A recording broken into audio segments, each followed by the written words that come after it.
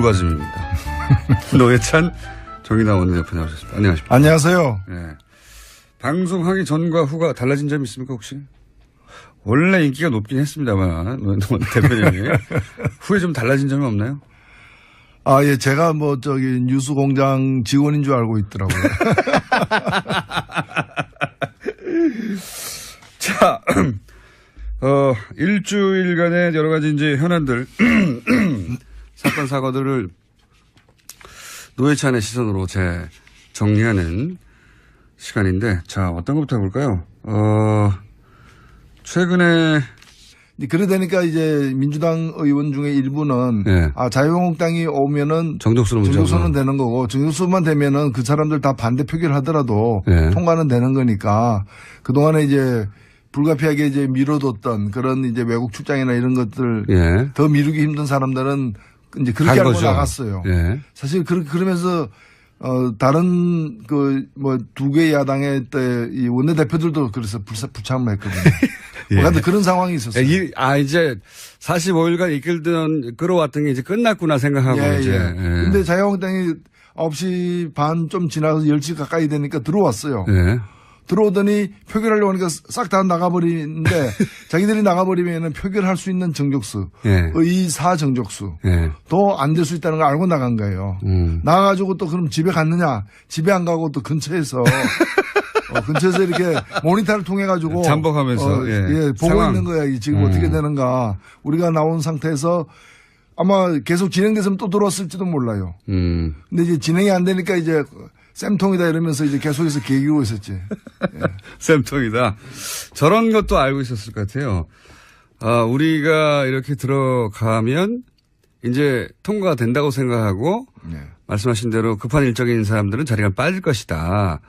자리가 받아 정족수가 안 되면은 그 책임은 또 여당이 가져갈 것이다. 그렇죠. 당연히 아무래도 책임지고 여당을 향하게 돼 있죠. 그러니까 자유한국당의 나름의 전략이죠. 자기들 입장에서는.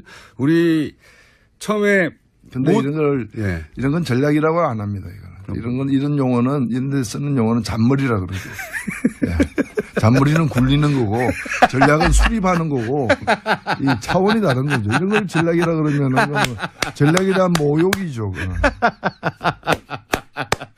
그리고 자유한국당 입장에서는 전략이라고 부를 수 있는데, 제가 보기에는. 알겠습니다. 중립적인 입장에서는 잔머리라고 하죠. 그걸 써서 나름 기술이 들어간 거죠. 나름 성공한 거 아닙니까, 이게. 그러니까. 통과시키면서도 그게 이제 통과시킨 공을. 성공은 했지만은 전과가 늘었죠. 전과가 늘었죠. 이제 요주의 대상이 된 거죠. 약속을 해도 이제 끝까지 믿을 수는 없는. 이제 믿을 수 없는 거죠. 45일간 티격태격 하다가 그 국회의장 앞에서 자, 그럼 내일 아침에 합시다. 왜냐면은 나머지 나머지 야당과 통과시키기로 합의한 직후에 달려온 거거든요. 우리 빼고 하면 안 된다고. 네. 그러면은 아마도 언론을 통해서 자유한국당이 몰매를 맞았을 수도 있어요. 그냥 강행했으면 그렇죠. 예. 그런데 이제 거기서 그럴 수는 없으니까 들어와서 우리도 같이 하겠다고 한 다음에 안심시켜 놓은 다음에 싹 빠져버리죠. 예. 근데 사실은 저는 강행했어야 된다고 봅니다. 강행하지 않았던 것은 일종의 측은지심. 쟤들 그래도 이제 달려서 하자고 하는데. 버릴 수는 인간 되겠다고 하는데 기회는 줘야 되지 않겠는가 뭐 이런 거죠. 저는 그 측은지심은 그렇게 이런 경우에는 이제 좀 제고해봐야 된다고. 네. 알겠습니다. 그러다가 당한 거죠 지금. 사실은 우원식 원내대표가 그래서 다시는 믿으면 안 되겠다고 말한 것도 이해가 가요. 네. 그러면서 또 한편으로는 안일했다고 라고 하는 비판도 이해가 가고 여간 전후 사정은 그렇다고 합니다. 전후 사정은. 전략이 아니었다. 자, 그리고 최근에 또 가장 큰 뉴스는 캐비넷에서 나왔던 문서도 있지만 두 개 다 여쭤보겠습니다. 원세훈 전 국정원장 재판에서 과거에 회의록이 제출됐는데 다 지우고. 복원됐죠. 지우고 제출됐던 게 이제 복원됐단 말이죠. 근데 거기 내용을 보면 굉장한 내용이 많습니다. 뭐 언론을 지급해라. 언론 지급해라고 국정원 있는 거라든지 아니면 총선 후보 등록 시작되면 현장에서 교통 정리를 해줘라. 그리고 후보 검증, 그러니까 후보를 사실상 국정원이 세운다. 지금의 자유한국당이고 당시면은 한나라당이겠네요. 한나라당의 지자체 혹은 총선 후보를 사실상 국정원이 세운다라는 식으로 발언하거든요. 그리고 교통정리도 해줘라. 교통정리가 뭘 의미하는지. 이게 정말 이게 심각한 문제입니다. 이게 굉장히 심각한 문제 법률적으로야 공직선거법 위반으로만 보이지만은 과거에 3.15 부정선거가 바로 이런 거거든요. 자유당 정권이 경찰을 이용해 가지고 부정선거에 앞장섰던 겁니다. 맞습니다. 예, 선거 내용 결과 다 조작이 되는 거죠. 사실 그런 일을 한 겁니다. 이거는 정권이 날아가는 문제예요. 이것 때문에 이승만 정권이 무너지지 않았습니까? 맞습니다. 예, 그 시절에도 그것 때문에 이승만 정권이 물러났는데 4.19가 그래서 일어나는 거 아닙니까? 네, 그렇죠. 그래서 이것이 어떻게 해서 이제 일이 진행됐고 그 결과가 어떻게 보고되었는지. 왜냐하면 이걸 해놓고 국정원이 이걸 실제로 했다면 내가 볼 때 한글로 지금 증거가 나오고 있는데 이 일을 한 국정원장이 이렇게 했습니다라고 보고를 안 했겠습니까? 그러니까요. 무공을 세운 장군이 왕에게 자기 무공을 감추는 일도 있습니까? 그렇기 때문에 이거는 대통령한테도 보고됐고 보고를 받았다고 저는 볼 수밖에 없고 다만 그 구체적 근거를 갖다가 이제 찾기 위한 수사에 들어가야 된다고 봅니다. 정말 대단한 부정이거든요. 국정원장이 특정 정당의 국정원의 자원을 활용해서 이제 특정 정당 후보를 사실상 우리가 정하는 것이고 그리고 현장에서는 교통정리도 해라. 이 얘기는 저는 이렇게 이해가 됐거든요. 예를 들어서 당시 여당 후보가 상대하는 야당 후보가 좀 세면 그쪽에 맞타당을 한다든가 정리를 좀 해주라는 거죠. 여당끼리 후보가 좀 많으면 좀 낙점한 사람. 이걸 어거지로다가 이제 건물 준공을 갖다 허가를 갖다 한 건데 그 과정에 청와대가 국가안보실을 통해 가지고 국방부를 누르고 조정했다라고 충분히 추정할 수 있는 그런 문건이 나왔는데 문건 생산은 MB 때 했는데 이게 사실은 캐비넷은 박근혜 캐비넷이거든요.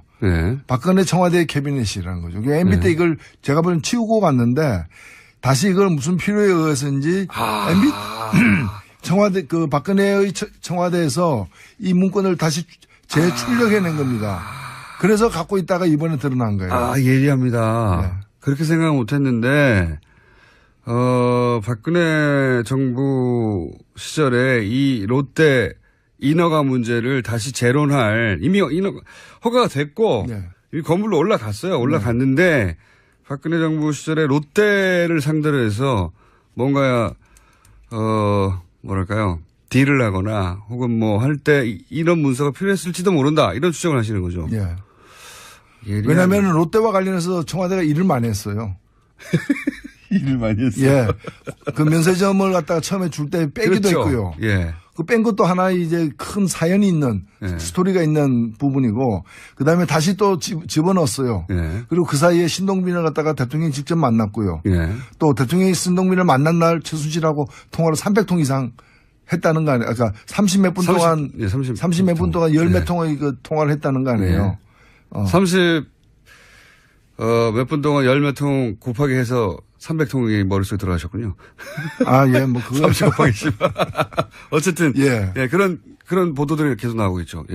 그리고 실제로 지금 보면은 그 당시 신영자 롯데 부회장 그 중요한 사람은 아닌데 이 사람은 정은호 사건 때문에 점포 몇 개 이제 입점시키고 그걸로 인한 뇌물을 받는 것 때문에 그 뇌물이 또 롯데의 비자금이 됐다는 이유로 자택 수색을 받았는데 그 수색에서 나온 메모에 안종범도 나오고 무슨 경제부총리도 나오고 다 나오잖아요. 맞습니다. 근데 이것도 지금 덮었거든요. 수사 안 되고 있거든요. 그래서 박근혜 대통령 시절에 롯데와 벌인 여러 일들. 주고받은. 그 많은 일들이 이 문제와 무관하지 않다고는 봅니다. 왜냐하면 이를 벌이더라도 직전까지 전 정권이 벌였던 일과 다 연결이 되어가지고. 전 정권과의 거래 관계를 파악해야 되니까요. 그렇죠. 아주 합리적인 추정이라고 봅니다. 이런 예리한 시각을 다른 데서는 접하지 못했습니다. 뉴스 공장이니까요. 매우 설득되는 이론입니다. 그렇게 생각할 수 충분히 있겠습니다. 전 정권이 롯데하고는 어떻게 했나. 그리고 이번에는 롯데하고 주고받기 위해서 우린 또 뭘 어떻게 주고받을까. 이러는 데서 참고 자료로 필요했다. 보자마자 이 문서가 나왔다는 걸 보자마자 그렇게 생각하셨어요?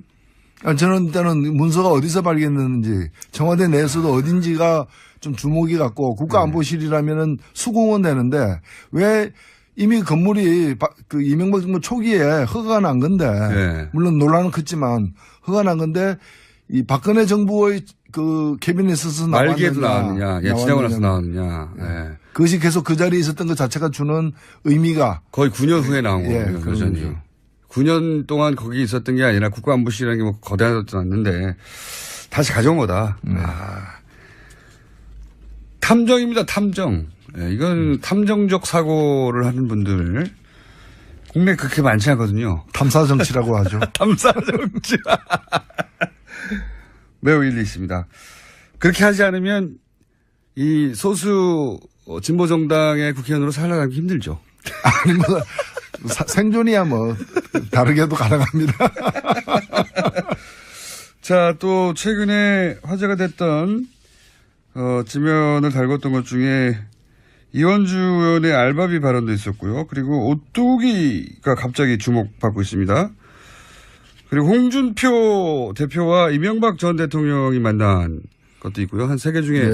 다 말씀드리고 싶은데 홍준표 대표거든요. 절반을 내야 됩니다. 그러니까 3천억 재산을 갖다가 상속시키면서 절반을 떼버리고. 그 절반을 갖다 세금으로 낸 겁니다. 어마어마한 일입니다. 어마어마한 사실. 거죠. 근데 삼성그룹은 지금 재산이 100조예요.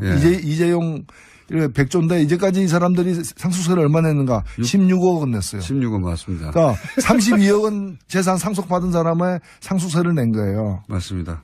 굉장히 대비가 되는 거죠. 그 원죄를 안고 사실은 지금, 그 발단으로 시작해서 지금 그 철장에 있는 겁니다. 그때 아버지가 자식한테 승계할 때 상속세 제대로 안 내고 여러 가지 편법으로 복잡한 구조를 만들어서 하다 보니까 여기까지 온 거죠. 그렇죠. 예, 첫 출발입니다. 아버지가 돈 세금 안 내고 몸으로 떼고 있는 거예요, 지금.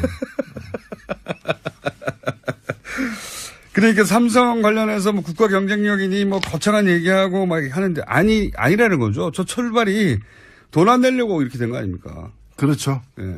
그 이상 아무것도 없거든요. 돈 안 내려고 하다 보니 막 여러 가지 복잡한 사정도 나오고. 국민연금 것도 마찬가지예요. 그 경영권을 갖다가 제대로 제값을 내면서 경영권을 확보하려고 하는 게 아니라 여러 가지 그러니까 굉장히 싸게 먹힌 거예요. 한 3천억, 4천억 이익을 얻기 위해 가지고 K스포츠 미르재단에게 그렇죠. 100억, 140억 다 합해가지고 400억 미만의 돈을 쓰고서 남는 3천억 장사죠. 이상의 그러니까 역시 삼성이죠. 투자 대비 효과가 확실하고 그래서 저는 더더욱이 이게 이제 거래라고 치면 지금 뭐 법원에 가 있으면 결론이 곧 나겠죠. 근데 거래였다고 치면 그렇게 기우는 거래를 했을까? 우리가 알고 있는 지금 말 지원받고 현금 뭐 100억대 나가고 다 합쳐서 몇백억 안 되는 이 정도를 받은 게 다였을까 과연 그런 생각도 하게 됩니다. 우리가 모르는 게 있지 않을까. 그러니까 이게 더 좀 들여다봐야 될 게 이번에 그 우병우 문건에서도 이제 청와대 문건에서도 나왔습니다만은 이건희 회장이 입원하자마자 경영권 승계를 갖다가 위한 작업에 삼성도 들어갔지만 삼성이 또 그렇게 움직일 줄 알고 또 저 고객이 이제 결국 찾아올 거다라고 내다보고 그 같은 시기에 청와대는 청와대로 준비를 하는 거예요. 그렇죠. 그게 이 문건 오르가즘입니다. 노회찬 정의당 원내대표 나오셨습니다. 안녕하십니까. 안녕하세요. 방송하기 전과 후가 달라진 점이 있습니까 혹시? 원래 인기가 높긴 했습니다만 대표님이 후에 좀 달라진 점이 없나요? 예, 제가 뉴스공장 직원인 줄 알고 있더라고요. 자, 일주일간의 여러 가지 이제 현안들, 사건, 사고들을 노회찬의 시선으로 정리하는 시간인데, 자, 어떤 것부터 해볼까요?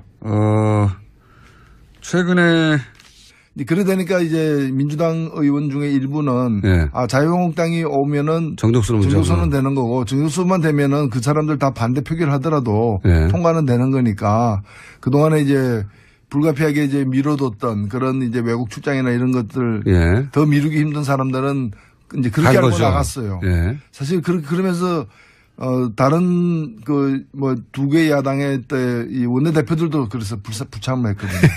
예. 그런 상황이 있었어요. 이제 45일간 끌어왔던 게 이제 끝났구나 생각하고 이제. 예. 근데 자유한국당이 9시 반 좀 지나서 10시 가까이 되니까 들어왔어요. 예. 들어오더니 표결하려고 하니까 싹 다 나가버리는데 자기들이 나가버리면 표결할 수 있는 정족수, 예. 의사 정족수 더 안 될 수 있다는 걸 알고 나간 거예요. 나가가지고 또 그럼 집에 갔느냐? 집에 안 가고 또 근처에서 근처에서 이렇게 모니터를 통해 가지고 잠복하면서 보고 상황. 있는 거야. 지금 어떻게 되는가? 우리가 나온 상태에서 아마 계속 진행됐으면 또 들어왔을지도 몰라요. 근데 이제 진행이 안 되니까 이제 쌤통이다 이러면서 이제 계속해서 개기고 있었지. 예. 쌤통이다. 저런 것도 알고 있었을 것 같아요. 우리가 이렇게 들어가면 이제 통과가 된다고 생각하고 말씀하신 대로 급한 일정인 사람들은 자리가 빠질 것이다.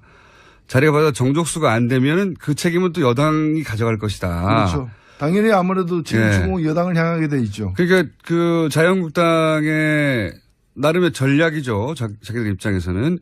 우리 처음에. 근데 이런 건 전략이라고 안 합니다. 이런 용어는, 이런 데 쓰는 용어는 잔머리라 그러죠. 잔머리는 굴리는 거고 전략은 속에 달려온 거거든요. 우리 빼고 하면 안 된다고. 네. 그러면은 아마도 언론을 통해서 자유한국당이 몰매를 맞았을 수도 있어요. 그냥 강행했으면 그렇죠. 예. 그런데 이제 거기서 그럴 수는 없으니까 들어와서 우리도 같이 하겠다고 한 다음에 안심시키는 다음에 싹 빠져버려요. 근데 사실은 저는 강행했어야 된다고 봅니다. 강행하지 않았던 것은 일종의 측은지심. 쟤들 그래도 이제 달려서 하자고 하는데 버릴 수는 인간 되겠다고 하는데 기회는 줘야 되지 않겠는가 뭐 이런 거죠. 저는 그 측은지심은 그렇게 이런 경우에는 이제 좀 제고해봐야 된다고. 네. 알겠습니다. 그러다가 당한 거죠 지금. 사실은 우원식 원내대표가 그래서 다시는 믿으면 안 되겠다고 말한 것도 이해가 가요. 예. 그러면서 또 한편으로는 안일했다고, 라고 하는 비판도. 비판하는 거고, 이 차원이 다른 거죠. 이런 걸 전략이라 그러면은, 전략에 대한 모욕이죠. 그리고 자유한국당 입장에서는 전략이라고 부를 수 있는데, 제가 보기에는. 알겠습니다. 중립적인 입장에서는 잔머리라고 하죠. 그걸 써서 나름 기술이 들어간 거죠. 나름 성공한 거 아닙니까 이게. 그러니까 통과시키면서도 그게 이제 통과시킨 공을 성공은 했지만은 전과가 늘었죠. 전과가 늘었죠. 이제 요주의 대상이 된 거죠. 약속을 해도 이제 끝까지 믿을 수는 없는. 이제 믿을 수 없는 거죠. 45일간 티격태격 하다가 그 국회의장 앞에서 자 그럼 내일 아침에 합시다. 왜냐하면은 나머지 나머지 야당과 통과시키기로 합의한 직후